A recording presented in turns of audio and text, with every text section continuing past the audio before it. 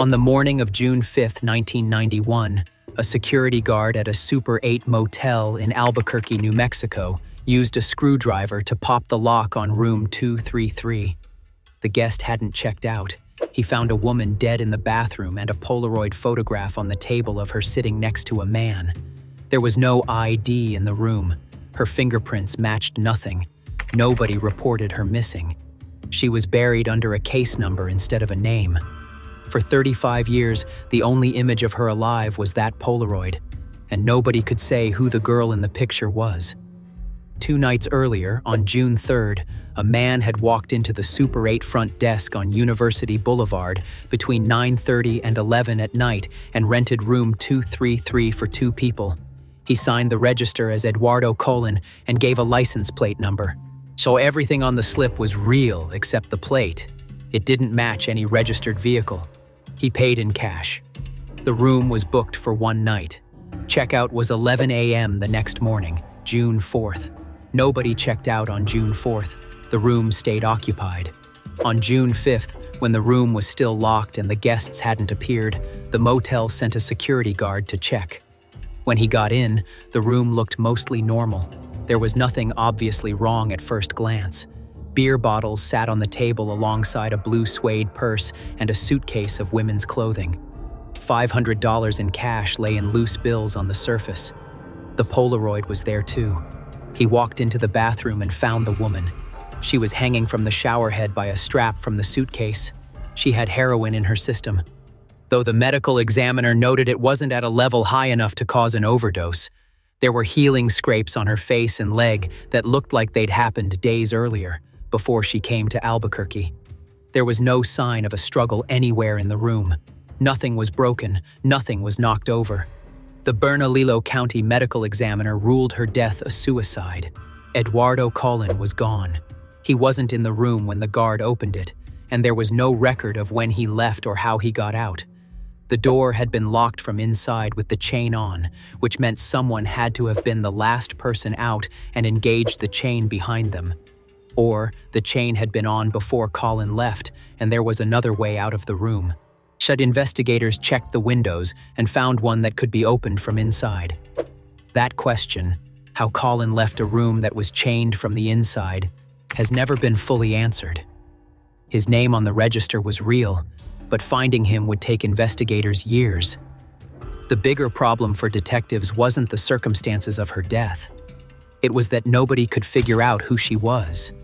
She had no identification anywhere in the room, no driver's license, no wallet, no ID card of any kind. The name Eduardo Colon on the register didn't help because she wasn't Eduardo Colon. The $500 in cash had no markings, no envelope, nothing to trace back to a bank or a person. The Polaroid showed her face clearly, but nobody who saw it could put a name to it. She was a complete unknown in a city where nobody was looking for her. Yet the Albuquerque Police Department ran her fingerprints through every system they could get access to. The FBI's National Fingerprint Database, state criminal records, missing persons files, even Canadian law enforcement databases in case she was from across the border. Nothing came back, not in 1991, and not in any of the years that followed as the databases expanded. They ran her prints again every few years as the systems grew. In 1991, the FBI's system held about 65 million records. By 2020, it was over 140 million. Her prints never matched any of them because she'd never been in any of those systems while she was alive. She'd never been arrested, never been fingerprinted for a job or a background check. She'd never served in the military or applied for a government clearance. At 18, she hadn't touched a single system that collects prints. The databases kept getting bigger, and her prints kept coming back empty. Most people end up in a fingerprint database by their 20s. A job at a bank, a daycare, a hospital, a school, anything with a background check runs prints. A single arrest or enlistment form would have put her there. She'd gone 18 years without ever sitting down and rolling her fingers across an ink pad. That one fact is the reason nobody could identify her for 35 years. If she'd been fingerprinted even once while she was alive, detectives would have had her name within hours of finding her body. Composite drawings of her face went to police departments across the Southwest. A PD worked with the Doe Network, and a volunteer group that tries to match unidentified remains to missing persons cases through online databases and public outreach. Different detectives took over the case as the years went by. One detective in the late 1990s reopened it and ran her prints through newly expanded systems. Another one in 2008 submitted updated descriptions to NamUs, the national database for unidentified people. In 2009, a DNA sample from the evidence was submitted to CODIS, the FBI's national DNA database. No match came back. CODIS only works if a relative or the person themselves has been through the criminal justice system. Nobody in her family had been. She stayed anonymous. Detectives estimated her age at 25 to 35 based on how she looked. They were off by almost a decade. She was 18. And a civilian investigator named Gerald Roach eventually took over the case and wouldn't let it go. Roach wasn't a sworn officer. He was a civilian employee of the department who worked cold cases. "I wanted to give her her name back," he said later. He ran her information through every updated system he could find, checked it against new missing persons reports as they came in from around the country, compared photographs, and cleared possible matches one by one. He ran fingerprint comparisons, DNA comparisons, photo comparisons. He worked the case for years. Nothing stuck. Nobody anywhere in the country was looking for this girl. No family member, no friend, no school, no employer had ever contacted any law enforcement agency to say she was missing. She existed in government records. She had a birth certificate and a social security number, but nobody had ever asked any system to look for her. The Polaroid from the motel room showed the woman sitting next to a man. They looked relaxed together, like people who knew each other. It was the only picture of her alive. Investigators circulated it for years, showed it to people across the Southwest, posted it online, and ran it through every channel they had. Nobody could identify either person in the photograph. In March 2021, 30 years after she died, the man in the photograph came forward anonymously. He told investigators he'd dated the woman for a few weeks in Los Angeles. They'd taken the Polaroid together during that time. He said her name was Becca, and she was possibly from Reseda or Silmar in the San Fernando Valley, neighborhoods in the north end of Los Angeles. They'd split up but stayed friends. He said his brother-in-law, a car mechanic in Albuquerque named Eduardo Collin, had developed feelings for her after hearing about her. The ex-boyfriend was fine with it. He said he'd driven her to Los Angeles International Airport himself so she could fly to New Mexico to meet Eduardo in person for the first time. She'd never been to Albuquerque before. She didn't know anyone else in the city besides Eduardo. That was the last time anyone who knew her saw her. She flew to Albuquerque, checked into the Super 8 with Eduardo Collin on the night of June 3rd, and 2 days later the security guard found her in room 233. She'd traveled more than 800 miles to meet a man she'd never seen face to face, and she was dead within 48 hours of landing. Police had tracked Collin down years earlier through the motel register and records in the Albuquerque area, but by the time they found him, he'd already died of natural causes. He'd been a car mechanic who lived in Albuquerque. His family was shown the Polaroid, but couldn't add much to what investigators already knew. They recognized Collin but had nothing to offer about the woman in the picture. Whatever happened in that motel room between June 3rd and June 5th, Collin was the only person who could have explained it, and he took it with him. The 2021 tip gave investigators a first name and a general area in Southern California. It was the first real lead in 30 years, and it's where the nickname Becca Doe came from. Detectives and online communities had been calling her Albuquerque Jane Doe or Super 8 Jane Doe for decades. Now she had a first name. But a first name and a neighborhood in LA wasn't enough to identify someone who'd been dead for 3 decades. Detectives needed DNA, and not the kind that goes into CODIS, which had already come back empty. They needed the kind that searches through consumer ancestry databases where regular people send in their spit to learn about their family history. In December 2025, the New Mexico office of the medical investigator reached out to Ramapo College in New Jersey. Ramapo had opened a genetic genealogy center in 2022, the first academic program in the country dedicated to solving cold cases using DNA and family tree research. Students and professionals worked side by side on real investigations submitted by police departments from across the country. By 2026, they'd solved 28 cases across the country and had dozens more in progress. They took on Becca Doe for free. The way genetic genealogy works is completely different from CODIS. CODIS only finds people who've been through the criminal justice system, people who've been arrested or convicted. If the person you're looking for was never in the system, CODIS can't help you. And that was exactly the problem with Becca's case.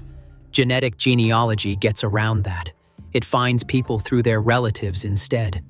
If even a distant cousin, a third cousin, a fourth cousin, someone you've never met and probably don't know exists, sent their DNA to a consumer service like 23andMe or Ancestry DNA, the system can pick up the connection through shared genetic markers.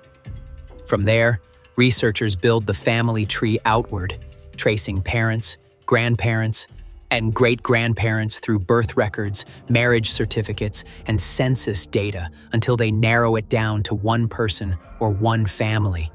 It's slow, careful work that can take weeks or months. The goal is finding one person at the end of a family tree that might have hundreds of branches going back generations.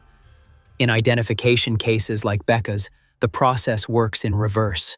Instead of tracing a suspect, they're tracing a victim, building a tree that leads to a name and a family who lost someone. The lab pulled DNA from the evidence that had been stored since 1991. Getting usable DNA from a 35-year-old sample isn't guaranteed. Heat, humidity, and bacteria can destroy genetic material over that kind of time. But the evidence in this case had been stored properly by the Office of the Medical Investigator the whole time. And that was the only reason this worked. The lab built a genetic profile and uploaded it to a law enforcement version of the genealogy platform GED-Match. Matches came back almost right away. Distant cousins showed up in the database. These were people who'd sent in their own DNA to learn about their family history and had no idea they were connected to a woman who'd been dead in a New Mexico motel room for 35 years. The system flagged them because they shared enough DNA to be related. The Ramapo team traced the family tree through birth records, marriage certificates, and census data in multiple states. They worked backward through the cousins' parents and grandparents until they found common ancestors, then traced forward through every branch of those ancestors' descendants until they found someone who matched the age, geography, and available records of their unknown person. It's the same kind of genealogy work people do for family history projects, except the target is someone whose name you don't know. Within weeks, they narrowed the search to a family in Ventura County, California, about 60 miles northwest of Los Angeles. The tree pointed to two living relatives, a stepfather and a half-brother, both still in the Ventura area. These were the last people who'd seen her alive. A sergeant from the Ventura County Sheriff's Office drove to the half-brother's house in February 2026. The man hadn't seen his sister in 35 years. She'd left and never come back. And nobody in the family had called the police about it in any state. Now a detective was at his door telling him she'd been dead the whole time, in a motel room in Albuquerque, filed under a case number for 35 years. He'd been alive the entire 35 years she was unknown. He lived in California. She'd lived in California. They were in the same state the whole time she was growing up. He'd gone on with his life while she was filed away in a medical examiner's office in a state she'd barely set foot in. He gave a cheek swab at his kitchen table. The DNA was shipped to the lab for confirmation. Half-siblings share roughly 25% of their genetic code, and the test came back a match with 100% confidence. The woman in room 233 was his half-sister. The stepfather was contacted separately. Yet he told investigators the last time he saw her was in early 1991 when she left the Los Angeles area. She'd said she was heading east. He didn't know where she was going, didn't know who she was going to see, and he never heard from her again. He didn't file a missing persons report. In a family spread across states with step-parents and half-siblings in different places, people sometimes drifted apart and lost touch. It happened. He learned she was dead more than 34 years after it happened. By then, he'd spent decades not knowing where she was or whether she was alive. Her name was Rebecca Malacuti. Born March 4, 1973, in Tacoma, Washington. She'd bounced around as a kid. By her late teens, she was in the LA area, living with relatives in Ventura County, working odd jobs when she could get them. She was 18 years old, living the kind of life that doesn't leave a lot of records behind. On March 5, 2026, the Albuquerque Police Department and the Ramapo Genealogy Center announced together that Becca Doe had been identified as Rebecca Malacuti. The announcement came one day after what would have been her 53rd birthday. They scheduled it that way on purpose. It was the first time her real name had ever been spoken publicly in connection with the case. Gerald Roach, the civilian investigator who'd spent years on the case, was the one who got the email with the results. He interrupted a meeting his supervisors were in to show them. He couldn't wait. It just so happened to be the day before her birthday, he said. He'd been working this case long enough that the timing meant something to him personally. He called her family in California to tell them their daughter and sister had been found. Interim Police Chief Cecily Barker called the case a testament to the department's commitment to never giving up, no matter how much time had passed. The chief medical examiner for the state, Heather Jarrell, said the identification showed what could happen when agencies work together. With new forensic technology, the Office of the Medical Investigator in New Mexico still has 77 cold cases they're working on, and APD has hundreds more on their books. They hope the Malacuti case shows what's possible when someone pushes for one more try with evidence that's been sitting in storage. The medical examiner's ruling from 1991 still stands. The circumstances that brought an 18-year-old from Los Angeles to a motel room in Albuquerque with heroin in her system and $500 in cash are still not fully understood. Eduardo Collin died before investigators could sit him down and ask what happened in room 233. The questions about those 2 days in the motel room, June 3rd to June 5th, 1991, will probably never be fully answered. Rebecca Malacuti was born in Tacoma, grew up scattered across Washington and California, and flew to Albuquerque at 18. She died in a motel room 2 days after she got there. Nobody in her family reported her missing in any state. She left Los Angeles, landed in Albuquerque, and disappeared into a case file in New Mexico. Roach, the investigator who'd carried the case, said her family was happy and glad nobody completely stopped. "Every family needs some closure," he said, "whether it means a prosecution or at least an identification." She was 18 years old when she died in room 233 of the Super 8 motel on University Boulevard in Albuquerque, New Mexico. For 35 years, nobody knew it was her. If you enjoyed this case, go check out the other solved cases in the playlist.